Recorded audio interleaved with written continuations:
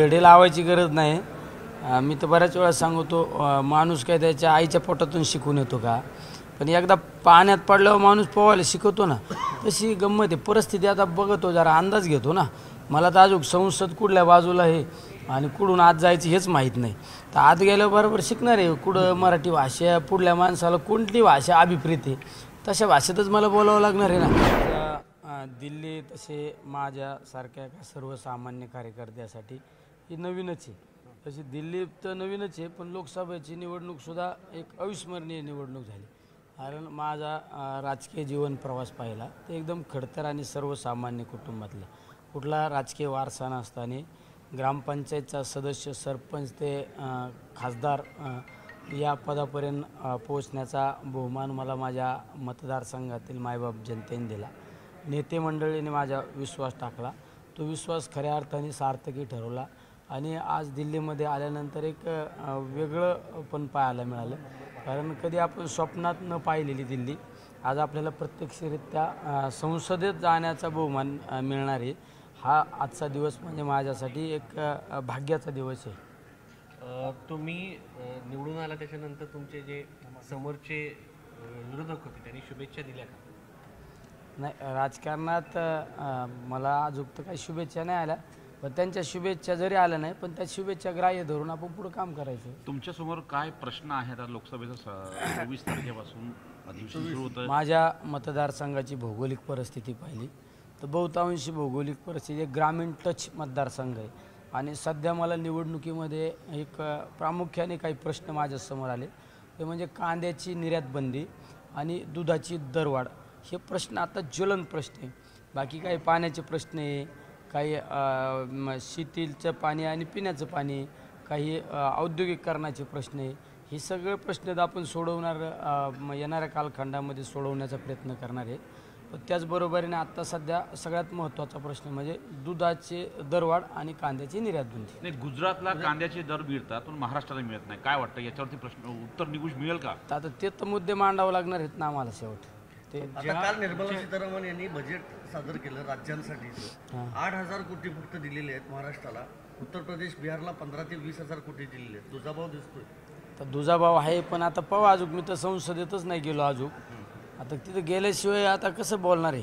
राष्ट्रवादी काँग्रेसचे राज्यसभेचे उमेदवार अजूनही जाहीर नाहीत। उद्याची शेवटची तारीख आहे। सुनेत्रा पवारांचं नाव चर्चेत आहे, पार्थ पवारांचं आहे, परत घरातलाच उमेदवार दिला जातोय असं अजित पवारांसमोर कुटुंब की पक्ष असा सवाल उपस्थित झाला। शेवट दादा एका पक्षाचे नेते आहेत, ते त्यांचा निर्णय घेतील। ते माझ्यासारख्या एखाद्या छोट्या कार्यकर्त्यांनी इतक्या मोठ्या राजकीय लेवलवर भाष्य केलेलं न केलेलं बरं। लंकेश साहेब नेहमी अजितदादाबद्दल बोलताना सांभाळून बोलतात, बाकीच्यांना अंगावर घेतात, असं का? नाही, मी कोणालाच अंगावर घेत नाही आणि शेवट मी कामाला महत्त्व देणारा माणूस आहे। पुढल्याची रेष आहे ना पुसण्यापेक्षा ना आपली रेष वाढवायची। त्यामुळं या भानगडीत कशाला पडायचं, आपण गरीब माणसं आहेत आपण। एक शेवटचा प्रश्न, तुम्ही म्हणाले होते की निवडणुकीच्या दरम्यान एक चर्चा झाली होती की संसदेत मराठी आणि इंग्रजीचा वाद सुरू झाला होता का? दिल्लीत आला तुम्ही का इंग्रजीसाठी दडेबिडे कसं लावायचं काय ठरलंय? नाही, धडे लावायची गरज नाही। मी तर बऱ्याच वेळा सांगतो, माणूस काय त्याच्या आईच्या पोटातून शिकून येतो का? पण एकदा पाण्यात पडल्यावर माणूस पोहायला शिकवतो ना, तशी गंमत आहे। परिस्थिती आता बघतो, जरा अंदाज घेतो ना। मला तर अजून संसद कुठल्या बाजूला आहे आणि कुठून आत जायचं हेच माहीत नाही। तर आत गेल्यावर बरोबर शिकणार आहे कुठं मराठी भाषा, पुढल्या माणसाला कोणती भाषा अभिप्रेत आहे तशा भाषेतच मला बोलावं लागणार आहे ना। जर मी एखाद्या भाषेत बोललो, समोर ज्याच्यासमोर मला प्रश्न मांडायचे त्याला ती भाषा जर त्यांना कळत नसेल तर मग त्या भाषेतच बोलावं लागेल ना। त्यामुळं शिकत असतो ना, जसं उत्तर देणार द्यावंच लागेल ना साहेब। लंकेश साहेब, या निवडणुकीने तुमचे राजकीय विरोधक देखील वाढले, पालकमंत्री हे तिथले तुमचे राजकीय विरोधक झालेले आहेत।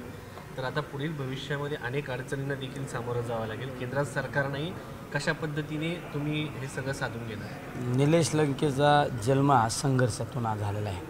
माझ्यासारखा सर्वसामान्य कुटुंबातला, शेतकरी कुटुंबातला एका शिक्षकाचा मुलगा ह्या पदापर्यंत पोचतो। माझा राजकीय प्रवास तर मी बऱ्याच वेळा सांगितलं, म्हणजे माझा 2010ला सरपंच, 12ला पंचायत समिती सदस्य, 14ला उपसभापती, 17ला जिल्हा परिषद सदस्य म्हणून